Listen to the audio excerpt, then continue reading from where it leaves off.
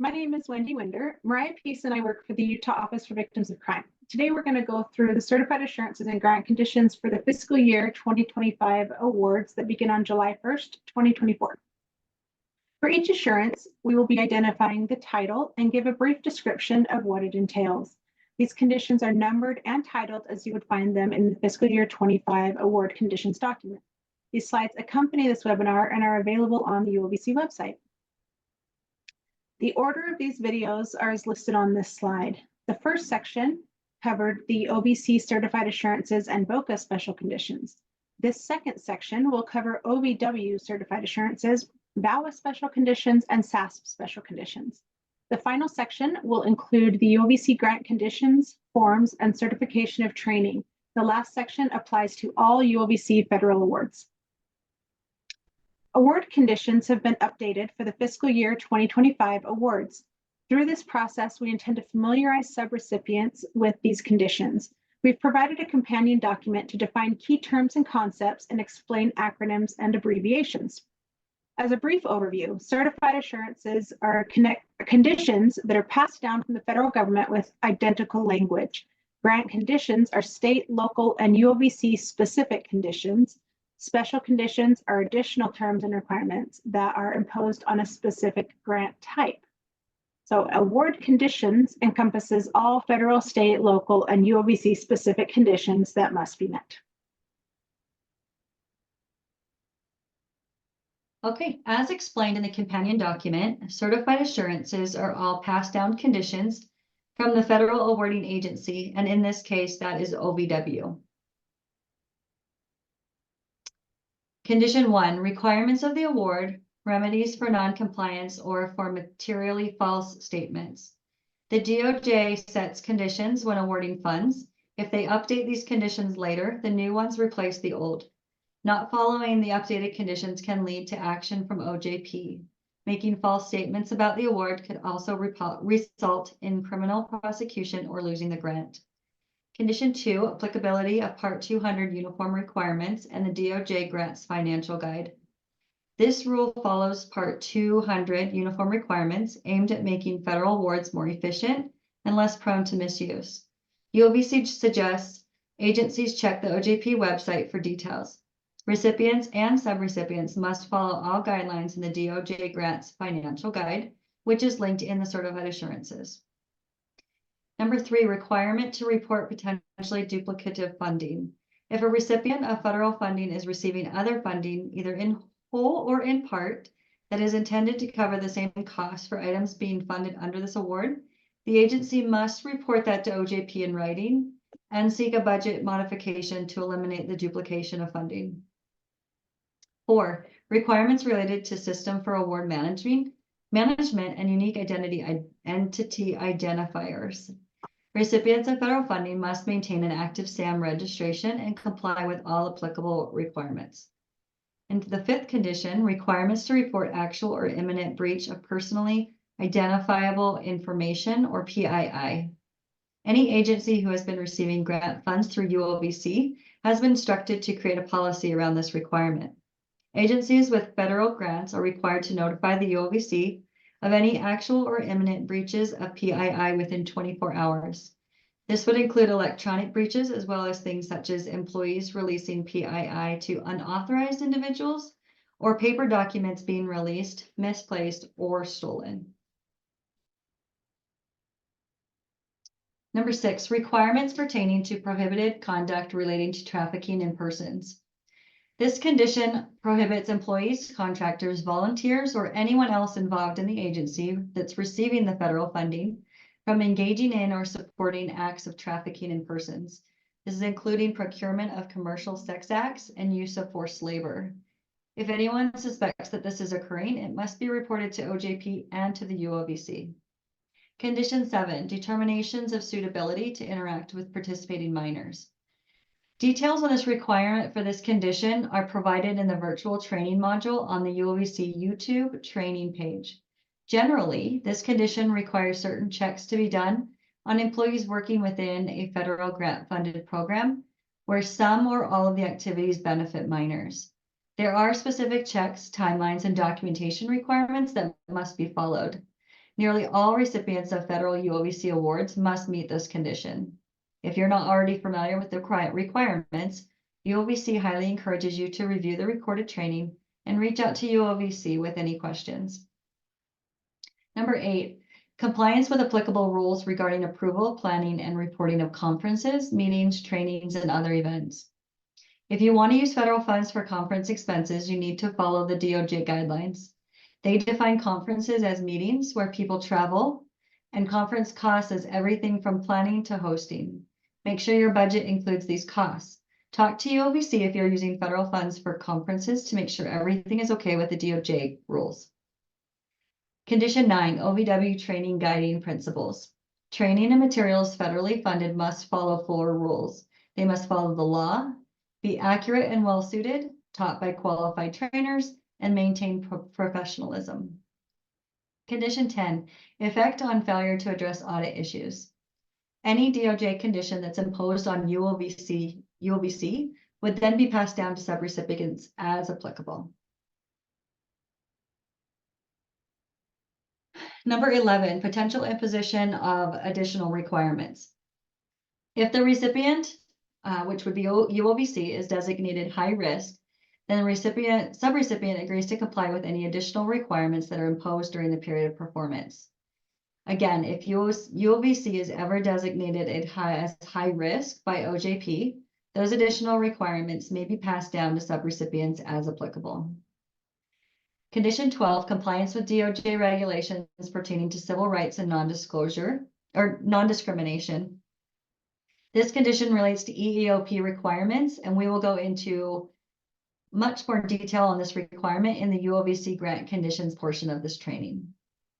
13 is compliance with DOJ regulations pertaining to civil rights and non-discrimination.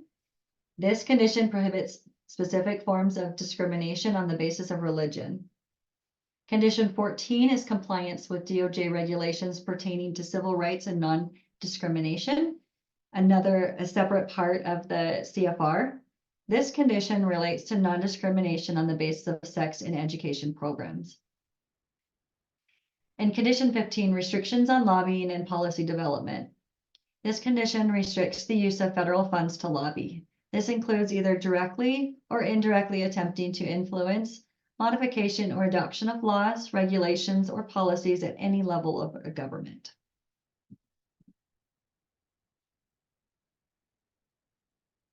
Condition 16, compliance with general appropriations, law restrictions on the use of federal funds for the fiscal year.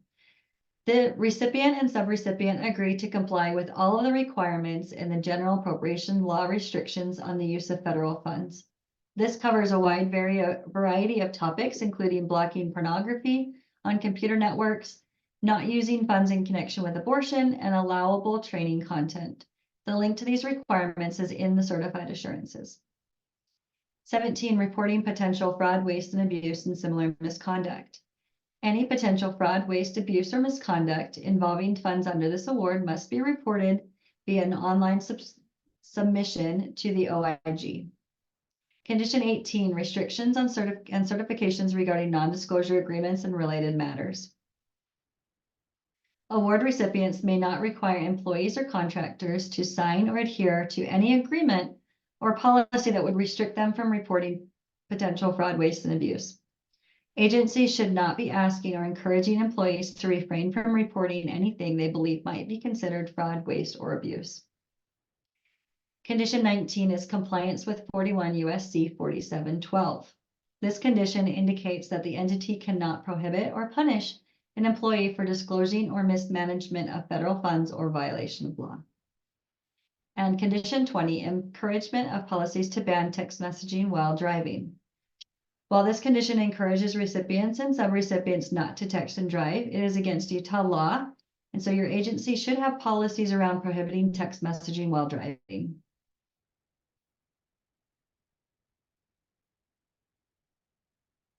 Condition 21, requirement to disclose whether recipient is designated high risk by a federal grant-making agency outside of the DOJ. If you are notified you are high risk by any federal funding source outside of the DOJ, you need to disclose that information to the listed OVW email and to the UOVC. 22, availability of general terms and conditions on the OVW website. A full list of general terms and conditions for VAWA awards are viewable at the link listed in the certified assurances. Acceptance of this award is an agreement to follow the applicable terms and conditions. 23 is compliance with statutory and regulatory requirements. This condition states that the subrecipient is agreeing to comply with all relevant statutory and regulatory requirements. This includes the Violence Against Women Act of 1994, the Reauthorization Acts that followed, the Omnibus Crime Control and Safe Streets Act, and OVW's implementing regulations. Condition 24 is the VAWA 2013 non-discrimination condition. VAWA 2013 non-discrimination rule says that OVW award recipients cannot discriminate based on race, color, religion, national origin, sex, gender identity, sexual orientation, or disability. Services can be sex segregated if essential, but everyone must have equal access. In condition 25, confidentiality and information sharing. The recipient agrees to keep confidential information private and to document how they comply, including having policies for sharing victim information. They must also follow regulations at the 28 CFR 90.4B and the FAQs on the OVW website.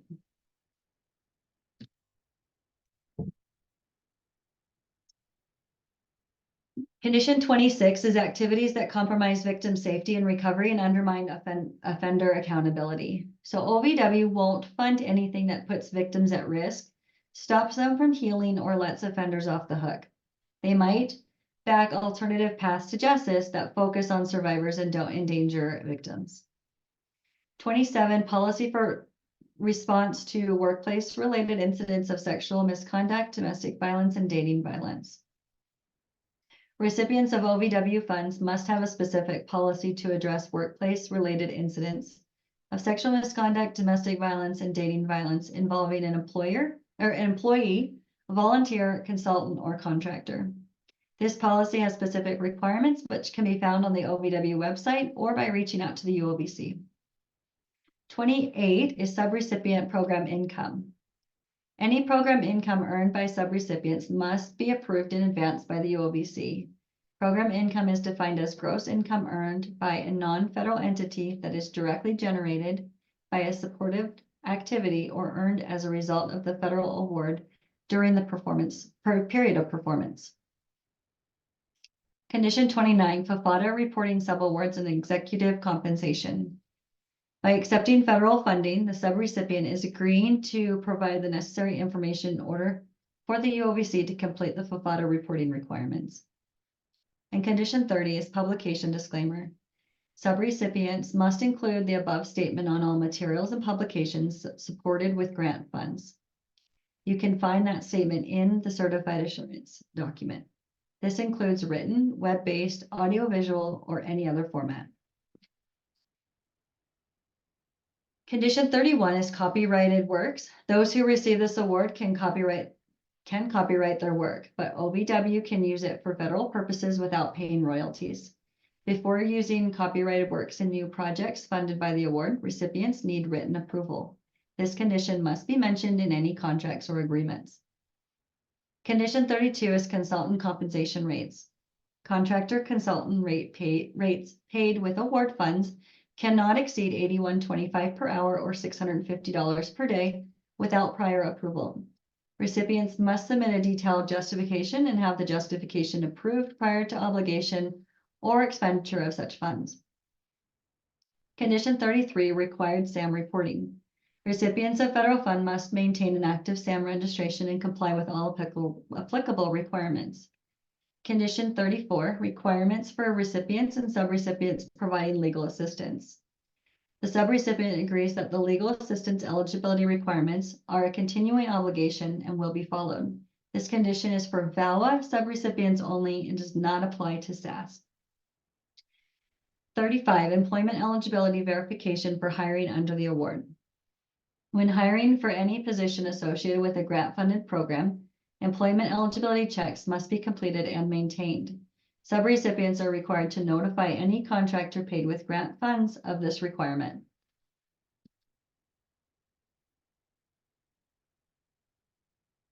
Now, we are going to go over the VAWA grant special conditions, which are requirements imposed on the grant beyond the standard conditions. The first one, match requirement. VAWA recipients are required to support the program through cash or in-kind contributions that equal at least 25% of the total cost of each program. If this match amount is not met, it can lead to the recipient being required to repay the portion of federal funds that was not matched by the agency.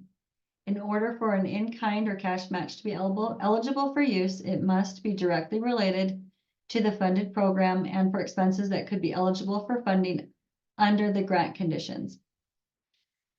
Special condition number 2 is conditions specific to government organizations. A subrecipient that is a law enforcement, prosecution, or court agency, or any other government office agrees to consult with victim service programs in developing their VAWA grant application. Special condition 3 is the polygraph testing prohibition.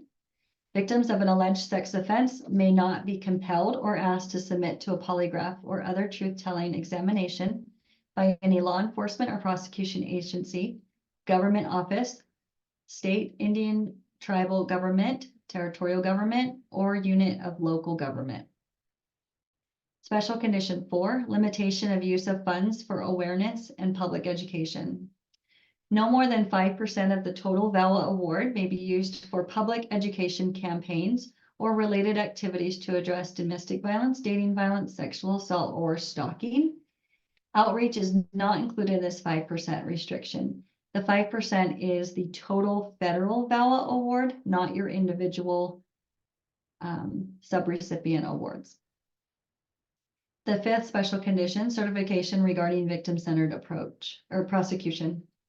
A subrecipient that is a prosecution agency must assure they adhere to all requirements listed in 34 USC subsection 10454, which is grant eligibility regarding compelling victim testimony. The last couple special conditions for VAWA. Number 6, forensic medical examination payment required for victims of sexual assault.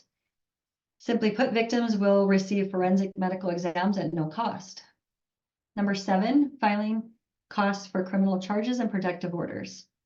Victims will not bear any cost or fee associated with prosecution of a crime or in seeking a protective order. And special condition number 8, judicial notification. Judicial administrative policies and practices include notification to DV offenders of all laws regarding firearm prohibitions. And there are just 2 SASP grant special conditions. The first one, use of funds for direct intervention and related assistance. Recipients of SASP grants agree that funds will only be used for the provision of direct intervention and related assistance to victims of sexual violence and their family and household members. Funds may not be used for prevention, training allied professionals or communities, or the establishment or maintenance of SARTs. And the second special condition for SASP, nonprofit status of subrecipients. Recipients and subrecipients must be designated 501c3 and are tax exempt unless they are a governmental rape crisis center or tribal government program. And that is the OVW certified assurances, the VAWA and SASP grant special conditions.